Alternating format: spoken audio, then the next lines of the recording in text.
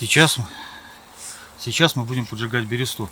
Чтобы она хорошо загорелась, нужно снять вот этот вот тонкий слой, верхний, с березовой коры, если она сухая. Если она не сухая, придется распускать кору пониже, которая сухая. Но тогда поджигать будет труднее.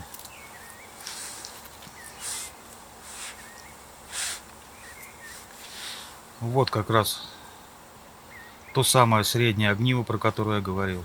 Шведское, хорошее. Не очень дорогое и своих денег стоит. Дает хорошую искру. Все. Вот примерно так. То есть в лесу с огнивом всегда будешь с костром. Потому что березовая кора не мокнет. Мокнет только самый верхний слой.